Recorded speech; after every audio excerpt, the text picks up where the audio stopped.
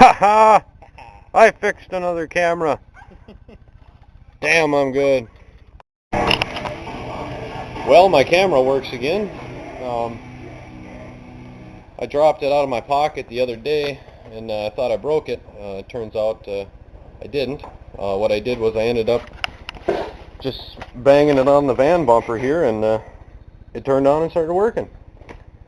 So that's cool, but you did kind of miss a lot. I didn't work on the van at all today, but I'm going to have to cut the exhaust to get it out, and either take the tranny cross member out or just jack up the tranny to get it up over that to get it out. Hopefully I'll be getting to that either tomorrow or the next day.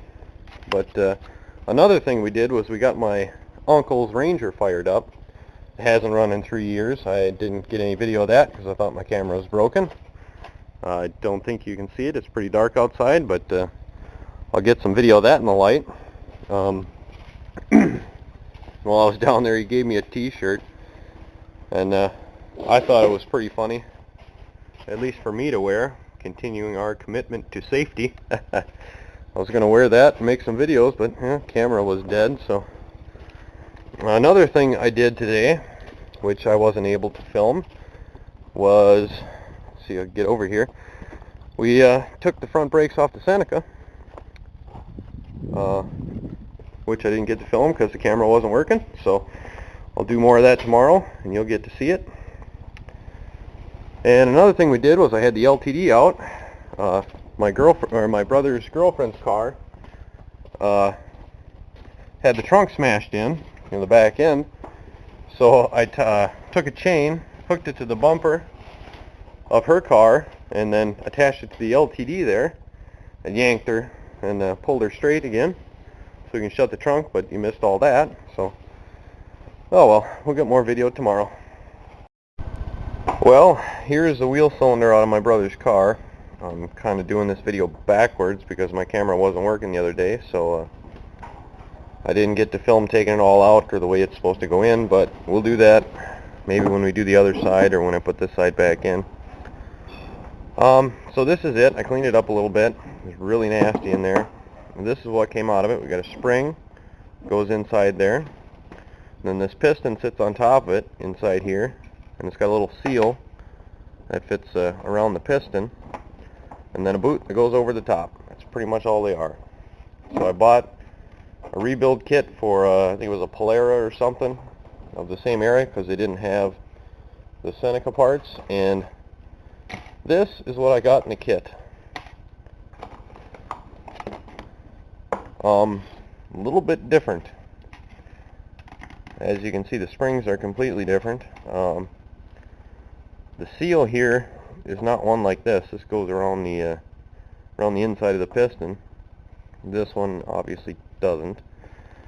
And the boots are different sizes. So I'm going to try to make it work though, because that's what I do. So I think I'm going to take maybe this spring here, this black one, and stuff it in there. Put this cap on the end of it, and then shove this piston back in and reuse the old boot, because there's nothing wrong with this boot here. It's actually in pretty good shape. And see if that works, because the seal that's leaking is this one here. So if I can just put one behind it, maybe it'll work. I don't know. There's only one real good way to find out, and that's to put it in. I don't really know where to get a kit like that, so we're going to try to make this work. Well, there we go. I got her all back together. I ended up using the old spring, not this new one, because when it's compressed, it's still too tall to work.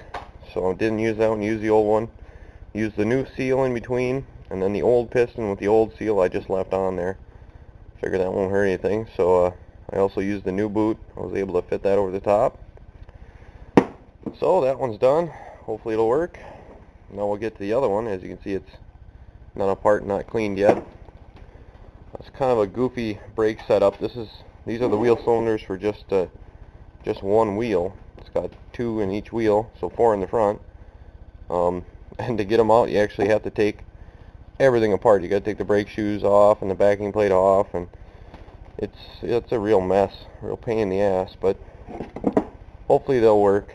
We'll put those on, and then before I do the other side, I'll go ahead and test it just to make sure that it'll work, because the other side isn't leaking that we know of. So if this doesn't work, I won't even attempt to do the other side. So I'll clean that one up and put in the new seal and everything, and we'll clean everything else up and put it back in the car and see if it works. Well, I've got the other one apart, and figured I'd show you something here. I don't know if you can see inside there, it's all nasty and crowded up. Now normally, if I was doing this, I would take a brake cylinder hole and clean that up. And I have one, but for the life of me, I haven't been able to find it in this shop. So I know I have one, it's brand new, never been used, but I don't know where it is. So I can't really clean that up in there. But that's okay, because since this is, I'm kind of setting it up different, I got the wrong parts. The seal is going to ride on the bottom of the piston and not right there anymore. So it should ride in the cleaner part of the bore here, so it might just work. But yeah, if I had my brake cylinder hole, I'd clean that up. It's pretty nasty, but hopefully it'll work, because I'm doing it the wrong way. Well, there they are, both back together.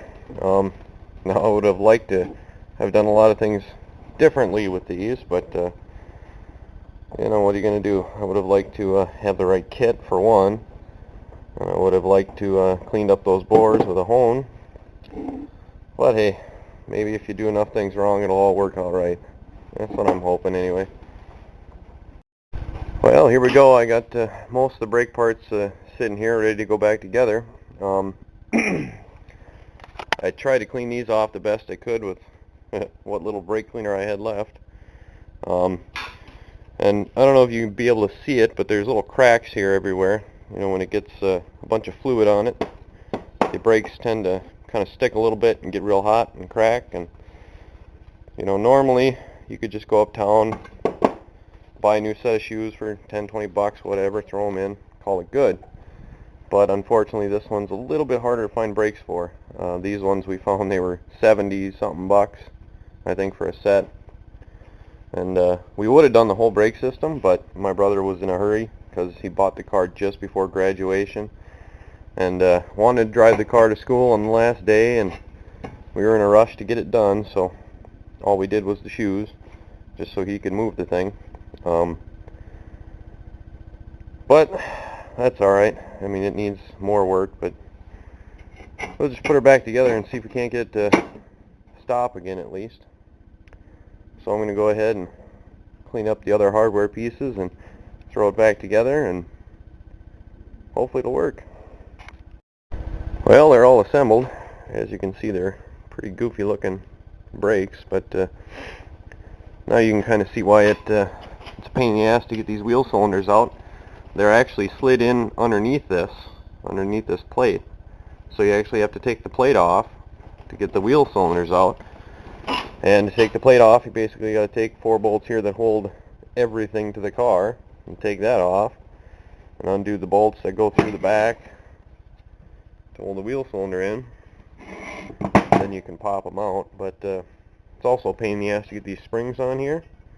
So what I do is I take this piece off the backing plate, and just along with the wheel cylinders and everything, and just take and hook the spring in and wedge this side in, and then pull this shoe back and then get it into this slot back here. Seems to go pretty easy if I do it that way, and then you can just bolt the thing back on. So I'm going to go ahead and take this over to the car. We'll screw the brake line in and bolt this thing back up, throw the drum on and the bearing and everything back in, see if it works.